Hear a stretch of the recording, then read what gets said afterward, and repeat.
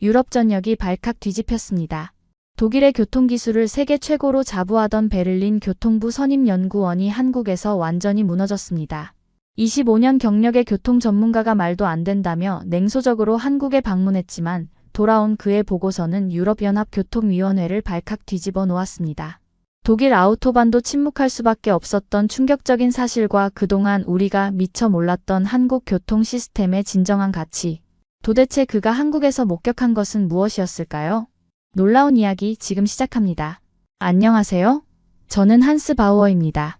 베를린 교통부에서 25년간 근무한 정책 컨설턴트죠. 사람들은 제가 워낙 꼼꼼한 성격이라 독일 사람 중에서도 독일적이라고 말합니다. 제 명함에는 유럽 교통 시스템 선임연구원이라고 쓰여 있습니다. 독일의 교통 시스템이야말로 세계 최고라는 자부심으로 살아왔어요.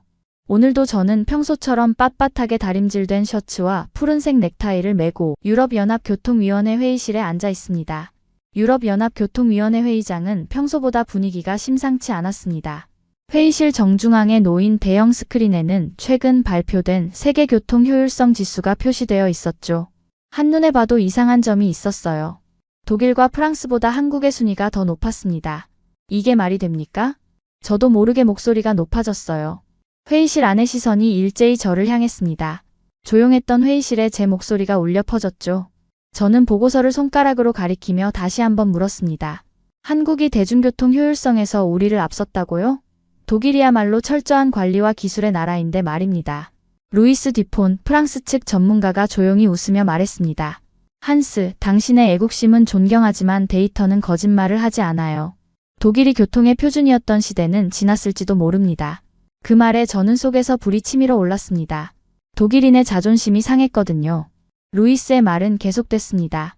요즘 아시아가 빠르게 혁신하고 있어요. 특히 한국은 지난 10년간 놀라운 발전을 이뤘죠. 저는 고개를 절레절레 흔들었습니다. 그럴 리가 없어요. 아마도 이 보고서에는 어딘가 오류가 있을 겁니다. 독일의 정밀함과 철저함을 따라올 수 있는 나라가 있을까요? 의장이 말했습니다.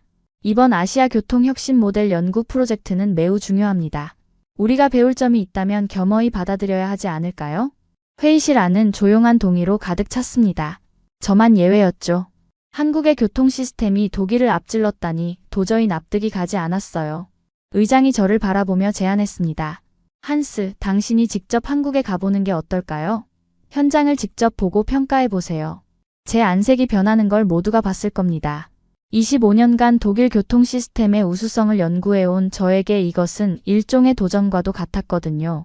하지만 동시에 제 전문성을 인정받는 기회이기도 했습니다. 좋습니다. 제가 직접 가서 확인해 보겠습니다. 그렇게 결정된 한국행. 저는 그날 밤 베를린 아파트에서 한국에 대한 자료를 뒤적였습니다. 20여 년 전 젊은 시절 한국에서 1년간 교환 연구를 했던 기억이 희미하게 떠올랐어요. 그때 한국은 분명 개발도상국이었습니다. 좁은 도로에 차들이 빼곡히 들어차 있었고 대중교통은 혼잡했죠. 도저히 독일과 비교할 수 없는 수준이었어요. 도대체 한국이 뭘 그렇게 잘하고 있다는 거지? 짐을 싸면서도 의구심이 들었습니다. 그 사이 한국이 그렇게 변했을까요? 제 머릿속엔 여전히 20년 전 기억 속 한국만 있었으니까요. 베를린 공항에서 인천행 비행기를 기다리며 다시 한번 보고서를 펼쳤습니다. 한국의 대중교통 만족도, 정시 운행률, 연결성, 효율성. 모든 지표가 독일을 앞서고 있었어요. 이건 분명 잘못됐다고 생각했습니다. 제 눈으로 직접 확인해 봐야겠죠. 비행기에 오르며 저는 다짐했습니다. 독일의 교통 전문가로서 한국 시스템의 실효성을 철저히 평가하겠다고요. 만약 보고서가 맞다면 그들의 성공 요인을 분석해 독일의 시스템을 더 발전시킬 방법을 찾을 것입니다. 하지만 제 마음 한편에는 여전히 의심이 자리 잡고 있었어요. 과연 한국이 독일을 뛰어넘었을까? 비행기 창문 너머로 베를린의 풍경이 작아지는 것을 보며 생각했습니다. 이제 12시간 후면 모든 것을 제 눈으로 직접 확인할 수 있겠죠. 인천국제공항에 도착했습니다. 12시간의 비행 끝에 한국 땅을 밟는 순간 저는 잠시 멈춰 서서 주변을 둘러봤어요. 첫인상부터 다르네요. 공항이 너무 깨끗하고 질서정연했습니다. 자동화된 입국 심사대를 지나는 동안 독일 공항과 비교하며 놀라움을 감추려 했죠. 하지만 솔직히 인정할 건 인정해야겠습니다. 인천공항은 정말 인상적이었어요. 도착장에서 제 이름이 적힌 팻말을 든 중년 남성을 발견했습니다. 정장 차림의 그는 환한 미소로 저를 향해 걸어왔어요. 어디서 본 듯한 익숙한 얼굴이었습니다. 스승님, 오래간만입니다. 정윤석입니다. 순간 머릿속에서 25년 전 기억이 떠올랐습니다. 베를린 공대에서 만났던 젊은 한국인 교환학생이 지금 제 앞에 서 있었어요. 윤석, 네가 이번 프로젝트를 맡았다고? 너무 놀라 독일어로 말했습니다. 윤석은 여전히 독일어를 완벽하게 구사했습니다. 그는 한국교통공단 연구원으로 일하고 있으며 저에게 한국을 직접 보여줄 수 있어 영광이라고 했어요. 윤석의 얼굴에는 존경심이 가득했지만 저는 왠지 불편했습니다. 제자였던 사람이 이제는 저를 안내한다니요. 마치 제자가 스승에게 가르치려 드는 느낌이었습니다. 자존심이 상했다고 해야 할까요? 공항에서 나와 윤석의 차에 탔습니다. 최신형 전기차였어요. 한국에서 전기차가 보편화된 것 같다고 언급하자 윤석은 정부의 적극적인 지원 정책과 잘 갖춰진 충전 인프라 덕분이라고 설명했습니다. 고속도로로 진입하면서 차장 밖 풍경을 바라봤습니다. 25년 전과는 완전히 달랐어요. 고층 빌딩들이 늘어서 있고 도로는 넓고 깨끗했습니다. 마지막으로 만난 때가 언제였는지 물었습니다. 25년 전 베를린에서 제 논문 지도하실 때였죠. 스승님께서 교통은 단순한 이동수단이 아니라 사회의 혈관이라고 가르쳐 주셨어요. 그 가르침이 제 연구의 기반이 됐습니다. 윤석의 말에 옛 기억이 떠올랐습니다. 제가 했던 말을 이렇게 오래 기억하고 있다니 감회가 새로웠어요. 그는 항상 좋은 학생이었습니다. 차는 서울 도심으로 들어섰습니다. 고층 빌딩 사이로 질서정연하게 달리는 자동차들, 넓은 보도에 걸어가는 사람들, 그리고 깨끗한 거리가 눈에 들어왔어요. 윤석과 저 모두 25년이란 세월이 많은 것을 바꿔놓았다는 사실에 공감했습니다. 스승님은 한국에 대해 어떤 인상을 갖고 계셨나요? 솔직히 답하자면 제 기억 속 한국은 여전히 발전도상국이었습니다. 좁은 도로에 차들이 뒤엉켜 있고 오염된 공기, 그리고 복잡한 대중교통. 하지만 지금 제 눈앞에 펼쳐진 한국은 완전히 달랐어요. 솔직히 말하자면 보고서의 내용이 과장됐다고 생각했어. 말을 끝맺지 못했습니다. 아직 판단하기엔 이르다고 생각했거든요. 첫인상만으로 결론을 내리는 건 독일인답지 않은 행동이니까요. 윤석은 내일부터 본격적인 일정이 시작되며 한국의 교통 시스템을 직접 경험해보면 더 많은 것을 이해할 수 있을 거라고 했습니다. 호텔에 도착해 체크인을 마치고 윤석과 헤어지기 전 내일 아침 8시에 만나기로 약속했어요. 제 방으로 돌아와 창문을 열고 서울의 야경을 바라봤습니다. 빛나는 고층 빌딩들, 강을 따라 이어지는 도로의 불빛, 그리고 밤늦게까지 활기찬 도시의 모습이 눈앞에 펼쳐졌어요. 과연 한국의 교통 시스템이 정말 독일을 앞섰을까 여전히 의구심이 남아있었지만 오늘 본 첫인상은 분명 기대 이상이었습니다. 베개에 머리를 기대며 내일의 일정을 생각했어요. 제자였던 윤석이 이제는 스승인 저에게 한국을 소개하는 가이드가 되었다는 사실이 아직도 믿기지 않았습니다. 잠에 들기 전 저는 내일 한국의 교통 시스템을 객관적으로 평가하겠다고 다짐했습니다. 감정에 휘둘리지 않고 데이터와 사실만을 바탕으로 판단하겠다고요. 그것이 바로 독일 전문가로서의 제 임무니까요. 아침 8시 윤석은 약속대로 호텔 로비에서 저를 기다리고 있었습니다. 오늘의 첫 일정은 한국의 무인 지하철 시스템 체험이었어요. 사실 무인 운전은 독일에서도 이미 시행 중인 기술입니다. 뮌헨과 함부르크에서도 자동화된 열차를 운영하고 있죠. 그래서 별다른 감흥 없이 윤석을 따라 나섰습니다. 오늘은 신분당선을 타보실 겁니다. 한국의 대표적인 무인 운전 시스템이죠. 윤석의 말에 고개를 끄덕였습니다. 택시를 타고 강남역으로 향했어요. 차장 밖으로 보이는 서울의 아침 풍경은 활기찬 에너지로 가득했습니다. 강남역에 도착해 개찰구를 지나는 순간 첫 번째 놀라움이 찾아왔습니다. 전체적으로 깨끗한 시설, 그리고 모든 곳에 설치된 디지털 안내 스크린이 눈에 들어왔어요. 플랫폼에 들어서자 전면 스크린 도어가 설치되어 있었습니다. 독일에서는 일부 역에만 있는데 여기는 모든 역에 갖춰져 있더군요. 정확히 몇 분 후에 열차가 도착하나요? 윤석이 스마트폰 앱을 보여주었습니다. 2분 36초 후에 도착합니다. 이 앱에서 실시간으로 열차 위치를 알 수 있어요. 놀랍게도 열차는 정확히 2분 36초 후에 도착했습니다. 내부는 깨끗했고 각 좌석 위로 디지털 정보 디스플레이가 있었어요. 무인 열차의 앞쪽에 서서 달리는 모습을 지켜봤습니다. 이건 단순한 자동화가 아니군요.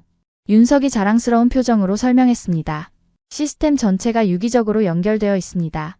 열차뿐 아니라 역사시설, 환승 정보까지 모두 통합 관리되고 있어요. 저는 독일과 비교하며 비판적인 시각을 유지하려 했어요. 우리도 뮌헨과 함부르크에서 자동화 열차를 운영하고 있어. 윤석은 미소를 지으며 물었습니다. 하지만 독일은 모든 노선이 자동화된 건 아니죠? 그 질문에 잠시 침묵했습니다. 윤석의 말이 맞았어요. 독일에서는 일부 노선만 자동화되어 있었습니다. 다음 역에서 환승구역으로 이동했어요. 환승 정보가 실시간으로 업데이트되는 디지털 안내판, 그리고 바닥에 설치된 LED 유도등이 눈에 띄었습니다. 이 LED 유도등은 열차가 도착하면 색상이 바뀌어 승객들에게 알려줍니다. 윤석의 설명을 들으며 이 시스템의 세심함에 감탄했습니다. 제 요청으로 무인운전 시스템의 통제실을 방문했어요. 통제실에 들어서자 대형 스크린들이 벽면을 가득 채우고 있었습니다. 모든 열차의 위치, 속도, 상태가 실시간으로 모니터링되고 있었어요. 통제실 책임자가 설명했습니다. 우리 시스템은 99.9% 이상의 정시 운행률을 자랑합니다. 그 말을 듣고 저는 깊은 인상을 받았습니다. 독일의 철도 시스템도 효율적이지만 이 정도의 정확성은 쉽게 달성하기 어려운 수준이었어요. 지하철에 다시 탑승하며 좀 더 주의 깊게 주변을 살펴봤습니다. 다국어 안내방송, 휠체어 이용자를 위한 공간, 노약자 좌석, 그리고 비상통신 장치까지 세세한 부분까지 이용자를 배려한 흔적이 보였어요. 한스님, 어떻게 생각하세요? 윤석의 질문에 잠시 생각에 잠겼습니다. 예상보다 훨씬 발전된 시스템이었어요. 인상적이군. 특히 정확성과 통합된 시스템이 놀랍다. 하지만 아직 더 봐야 할 것 같아. 호텔로 돌아가는 길에 오늘 경험한 것들을 곰곰이 생각해봤습니다. 한국의 무인 지하철 시스템은 확실히 독일과는 다른 접근 방식을 가지고 있었어요. 기술적 정밀함은 비슷할지 몰라도 이용자 경험에 더 많은 초점을 맞추고 있다는 점이 다르게 느껴졌습니다. 첫 번째 충격이라고 할까요? 아직 완전히 인정하고 싶지는 않지만 한국의 교통 시스템이 생각보다 훨씬 발전되어 있다는 사실은 부정할 수 없었습니다. 이튿날 아침 윤석은 저를 도심 항공 모빌리티 실증 사업 현장으로 안내했습니다. 서울 외곽의 넓은 부지에 마련된 테스트 현장은 생각보다 규모가 컸어요. 헬리포트처럼 생긴 이착륙장과 관제시설, 그리고 여러 대의 항공 모빌리티 기체들이 눈에 들어왔습니다. UAM이라고 하죠. 도심항공 모빌리티는 미래 교통의 핵심이 될 거예요. 윤석의 설명에 저는 가볍게 고개를 끄덕였습니다. 사실 이런 기술은 독일에서도 활발히 연구 중인 분야였어요. 이런 건 독일에서도 연구 중이지. 특히 뮌헨 공대에서는 오래전부터 관련 프로젝트를 진행해 왔어. 그러나 현장을 둘러보면서 점점 놀라움을 감출 수 없었습니다. 이곳은 단순한 연구실 수준이 아니었어요. 실제 상용화를 목표로 체계적인 실증 테스트가 진행되고 있었습니다. 현장 책임자인 김 박사가 저희를 반갑게 맞이했어요. 한국은 2025년 상용화를 목표로 실증 사업을 진행하고 있습니다. 이미 시험 비행은 수백 회 이상 완료했죠. 2025년? 그 말을 듣는 순간 저는 깜짝 놀랐습니다. 독일에서는 아직 2030년 이후를 상용화 목표로 잡고 있었거든요. 무려 5년 이상 차이가 나는 일정이었습니다. 그렇게 빨리 상용화가 가능할까요? 안전 인증이나 법적 규제 문제도 있을 텐데요. 제 질문에 김 박사는 자신감 있게 대답했습니다. 정부와 대기업이 협력하여 적극적으로 추진하고 있어요. 기술 개발과 동시에 법적 규제 정비도 함께 진행하고 있습니다. 그 말을 듣고 문득 독일의 상황이 떠올랐어요. 독일에서는 기업들이 각자 연구를 진행하고 정부는 규제 마련에 신중한 입장을 취하고 있었습니다. 결국 모든 과정이 느리게 진행될 수밖에 없었죠. 테스트 비행을 준비하는 모습을 지켜보며 윤석에게 물었습니다. 독일에서는 기업들이 따로 연구하지 정부가 이렇게 직접 나서지는 않아. 한국은 왜 이렇게 적극적인 거지? 윤석은 잠시 생각하더니 대답했습니다. 정부가 적극적으로 개입해야 빠르게 발전할 수 있습니다. 신기술은 민간 기업만으로는 한계가 있어요. 그 순간 테스트 비행이 시작되었습니다. 2인승 크기의 전기 추진 항공기가 부드럽게 이륙했어요. 소음이 거의 없어 놀라웠습니다. 기체는 정해진 경로를 따라 안정적으로 비행하더니 몇 분 후 다시 착륙장으로 돌아왔습니다. 김 박사는 계속해서 설명했어요. 이 기체는 서울 도심을 가로지르는 노선에 투입될 예정입니다. 강남에서 김포공항까지 10분 만에 도착할 수 있죠. 도심 교통체증을 생각하면 정말 혁신적인 변화였습니다. 현재 그 구간은 차로 1시간 이상 걸리는 거리였으니까요. 저는 점점 한국의 빠른 실행력에 놀라기 시작했습니다. 독일은 완벽한 시스템을 갖추는데 시간을 들이는 반면 한국은 빠르게 실행하고 지속적으로 개선해 나가는 방식이었어요. 각각 장단점이 있겠지만 신기술 도입에 있어서는 한국의 접근 방식이 더 효과적으로 보였습니다. 다음으로 관제 시스템을 구경했습니다. 3D 지도 위에 비행 경로와 기체 정보가 실시간으로 표시되고 있었어요. 특히 눈에 띈 것은 기존 항공교통과 UAM을 통합 관리하는 시스템이었습니다. 이 시스템은 기존 항공교통 관제와도 연동되나요? 김 박사가 고개를 끄덕였습니다. 네, 기존 시스템과 완벽하게 통합되어 있습니다. 서울상공의 모든 비행체는 이 시스템으로 관리되죠. 그 설명을 들으며 한국의 시스템 통합 능력에 또 한 번 감탄했습니다. 새로운 기술을 기존 시스템과 조화롭게 융합시키는 능력이 탁월해 보였어요. 현장을 떠나기 전 윤석이 저에게 물었습니다. 독일은 UAM 도입에 얼마나 시간이 더 필요할 것 같으세요? 순간 말문이 막혔습니다. 독일의 현실을 생각하면 최소 5년, 아니 그 이상이 필요할 것 같았어요. 그동안 한국은 이미 상용 서비스를 시작하고 있을 테죠. 솔직히 말하면 우리는 더 신중하게 접근하고 있어. 안전과 규제를 중요시하니까. 하지만 속으로는 인정할 수밖에 없었습니다. 한국의 빠른 실행력이 부럽다고요. 독일의 완벽주의가 때로는 혁신의 발목을 잡는 것은 아닌지 의문이 들었습니다. 차로 돌아가는 길에 윤석이 말했어요. 내일은 보행자 중심 도시 설계와 대중교통 혁신에 대해 보여드리겠습니다. 저는 창밖을 바라보며 생각에 잠겼습니다. 이제 한국 교통 시스템에 대한 제 생각이 조금씩 바뀌기 시작했어요. 아직 완전히 인정하긴 이르지만 확실히 배울 점이 있다는 사실을 부정할 수 없었습니다. 셋째 날 윤석은 저를 서울 도심의 번화가로 안내했습니다. 오늘의 주제는 보행자 중심 도시 설계와 대중교통 혁신이었어요. 사실 저는 독일의 보행자 친화적 도시 설계에 자부심이 있었습니다. 프랑크푸르트나 베를린의 보행자 구역은 세계적으로도 유명하니까요. 윤석은 저를 큰 횡단보도 앞으로 데려갔습니다. 일견 평범해 보였지만 자세히 보니 바닥에 LED 조명이 설치되어 있었어요. 이것은 스마트 횡단보도입니다. 보행자 신호와 연동되어 있어요. 그 순간 신호가 바뀌었고 바닥의 LED가 모두 푸른색으로 변했습니다. 횡단보도 양쪽에 설치된 디지털 카운트다운도 시작되었어요. 스마트폰을 보며 걷는 사람들을 위한 안전장치죠. 시선을 아래로 향한 사람들도 신호를 볼 수 있도록 설계되었습니다. 단순하지만 효과적인 해결책이었습니다. 베를린에서도 스마트폰을 보며 걷는 사람들 때문에 사고가 늘고 있었거든요. 다음으로 저희는 노인과 장애인이 많이 이용하는 지역으로 이동했습니다. 그곳에는 특별한 신호등이 설치되어 있었어요. 이것은 교통약자를 위한 스마트 신호등입니다. 노인이나 장애인이 지정된 카드를 태그하면 신호시간이 자동으로 연장됩니다. 실제로 한 노인이 신호등 옆에 카드를 태그하자 카운트다운이 더 길게 설정되었어요. 이런 작은 배려들이 실제 사고율을 줄였다고? 윤석은 이 시스템 도입 후 노인 교통사고가 43% 감소했다고 설명했습니다. 저는 감탄할 수밖에 없었어요. 독일에서도 노인 교통사고는 심각한 문제였으니까요. 25년 전 스승님께서 저에게 도시는 사람을 위해 존재해야 한다고 가르쳐 주셨죠. 그 말에 저는 잠시 말문이 막혔습니다. 제가 했던 말을 그가 기억하고 있다니 그것도 25년이나 지났는데 말이에요. 다음으로 우리는 버스 정류장으로 이동했습니다. 정류장에는 대형 디지털 디스플레이가 설치되어 있었고 실시간으로 버스 위치와 도착 예정 시간이 표시되고 있었어요. 윤석이 추천한 앱을 설치해보니 주변의 모든 대중교통 정보가 통합되어 있었습니다. 버스, 지하철, 심지어 공유 자전거까지 모든 정보를 한눈에 볼 수 있었어요. 결제까지 모두 이 앱으로 가능하다니 놀라웠습니다. 우리는 이어서 보행자 천국이라 불리는 지역으로 이동했어요. 주말에만 차량 통행을 제한하고 보행자에게 도로를 개방하는 곳이었습니다. 독일의 보행자 구역과 비슷하지만 우리는 지역 상권과 문화를 결합했습니다. 단순히 걷는 공간이 아니라 경험하는 공간으로 만든 거죠. 마지막으로 자전거 도로를 살펴봤습니다. 자전거 도로는 차도와 완전히 분리되어 있었고 곳곳에 자전거 대여소가 있었어요. 이 시스템도 앱과 연동되어 있어 자전거를 대여하고 반납하는 모든 과정이 디지털화되어 있었습니다. 하루 일정을 마치고 저녁 식사를 하며 윤석이 물었습니다.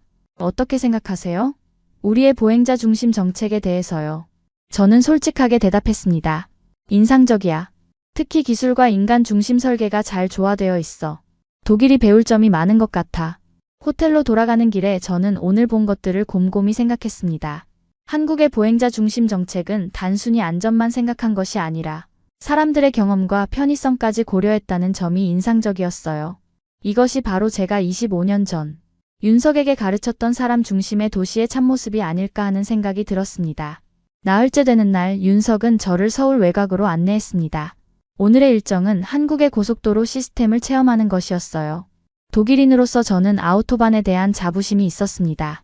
속도 제한 없는 고속도로라는 독일만의 특징은 세계적으로 유명하니까요. 윤석의 차로 고속도로 진입로에 들어섰습니다. 제가 예상했던 것과 달리 톨게이트에서 차를 멈추지 않았어요. 천장에 설치된 장비가 삐 소리를 내며 우리는 그대로 통과했습니다. 방금 그건 뭐였죠? 윤석이 차 앞 유리 위쪽을 가리켰습니다. 하이패스라고 합니다. 선불 카드가 내장된 단말기예요. 차를 멈추지 않고도 통행료를 지불할 수 있습니다. 저는 이 시스템에 깊은 인상을 받았습니다. 독일에서도 비슷한 시스템이 있지만 이렇게 광범위하게 보급되어 있지는 않았어요. 고속도로에 진입한 차들이 모두 멈추지 않고 통과하는 모습은 놀라웠습니다. 이 정도면 도로 정체가 줄어들 수밖에 없군요. 윤석이 고개를 끄덕였습니다. 하이패스 도입 후 톨게이트 정체가 80% 이상 감소했어요. 연료 소비와 대기 오염도 크게 줄었습니다. 고속도로를 달리면서 도로 위의 전광판도 눈에 띄었습니다. 실시간 교통정보와 우회 경로, 심지어 날씨 정보까지 제공하고 있었어요. 이 시스템은 지능형 교통 시스템의 일부입니다. 도로 곳곳에 설치된 센서가 교통량을 측정하고 이 데이터를 바탕으로 최적의 경로를 제안하죠. 윤석의 설명을 들으며 저는 독일의 교통정보 시스템을 떠올렸습니다. 물론 독일에도 비슷한 시스템이 있지만 이렇게 촘촘하게 통합된 네트워크는 아니었어요. 얼마 후 휴게소에 들렀습니다. 제가 알던 고속도로 휴게소와는 완전히 달랐어요. 마치 작은 쇼핑몰 같았습니다. 다양한 음식점, 편의시설, 심지어 샤워실까지 갖춰져 있었고 모든 것이 깨끗하게 관리되고 있었습니다. 이런 수준의 휴게소는 독일에서도 보기 드물군요. 윤석이 자랑스럽게 웃었습니다. 한국의 휴게소는 단순한 휴식 공간이 아니라 여행의 일부로 여겨집니다. 지역 특산물도 판매하고 문화체험도 할 수 있어요. 실제로 휴게소 안에는 지역 특산물 판매점과 작은 박물관까지 있었습니다. 이런 개념은 독일에서는 생각하지 못했던 부분이었어요. 다시 차를 타고 이동하는 동안 윤석은 한국의 고속도로 안전 시스템에 대해 설명했습니다. 위험 구간에 설치된 자동 감지 시스템, 악천 후 시 속도 제한 자동 조정, 그리고 사고 발생 시 신속한 대응 체계까지 모든 것이 디지털화되어 있었어요. 고속도로에서 내려 지방 도로로 접어들었을 때 저는 한국 교통체계의 또 다른 특징을 발견했습니다. 도로 곳곳에 설치된 CCTV와 속도 감지 카메라였어요. 한국에서는 교통법규 위반이 거의 불가능한 것 같군요. 윤석이 웃으며 대답했습니다. 기술을 통한 교통질서 유지가 우리의 방식입니다. 사람의 판단보다 시스템이 더 공정하고 효율적이니까요. 저는 그 말에 깊이 공감했습니다. 독일도 법규와 질서를 중시하는 나라지만 이렇게 기술을 활용한 체계적인 접근은 배울 점이 많았어요. 서울로 돌아오는 길에 윤석이 물었습니다. 독일에도 이런 고속도로 문화가 있나요? 저는 솔직하게 답했습니다. 우리는 속도와 주행의 자유를 중시하지. 하지만 이런 편의시설과 통합 시스템은 우리도 배워야 할 점이야. 호텔에 돌아와 오늘 경험을 정리하며 저는 생각했습니다. 한국의 고속도로 시스템은 단순히 차량을 빠르게 이동시키는 것을 넘어 이용자의 편의와 안전, 그리고 환경까지 고려한 총체적인 접근법을 갖고 있었어요. 이는 제가 지금까지 생각했던 교통 시스템의 개념을 넓혀주는 경험이었습니다.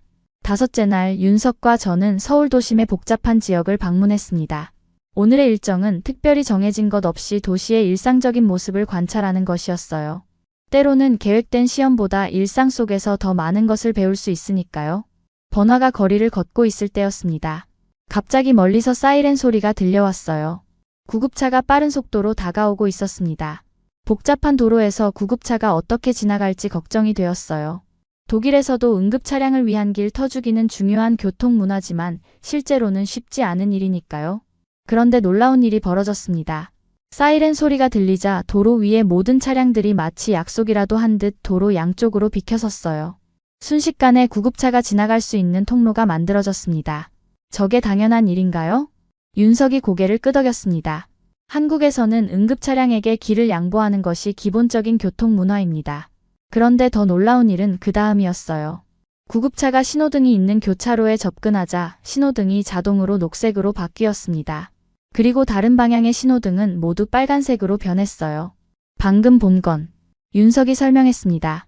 긴급 차량 우선 신호 시스템입니다. 구급차나 소방차가 접근하면 자동으로 신호를 제어해주죠. 저는 깊은 인상을 받았습니다.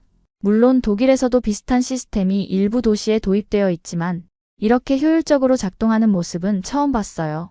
윤석이 저를 인근 교통관제센터로 안내했습니다. 그곳에서는 도시 전체의 교통 흐름을 모니터링하고 있었어요. 관제 요원이 긴급 차량 우선 시스템에 대해 더 자세히 설명해 주었습니다. 구급차에 설치된 GPS와 통신 장비가 관제센터와 실시간으로 연결되어 있습니다. 구급차의 위치와 목적지를 바탕으로 최적의 경로를 계산하고 그 경로상의 모든 신호등을 제어하죠.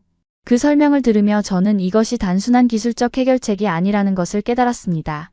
이건 기술과 사회적 합의가 결합된 결과물이었어요. 이건 단순한 기술이 아니라 문화적 합의군요. 관제 요원이 고개를 끄덕였습니다. 맞습니다. 기술만으로는 이룰 수 없어요. 모든 운전자가 응급 차량을 위해 길을 양보하는 문화가 있기에 가능한 시스템입니다. 센터를 나와 저희는 인근 카페에서 잠시 휴식을 취했습니다. 윤석이 뜻밖의 질문을 던졌어요.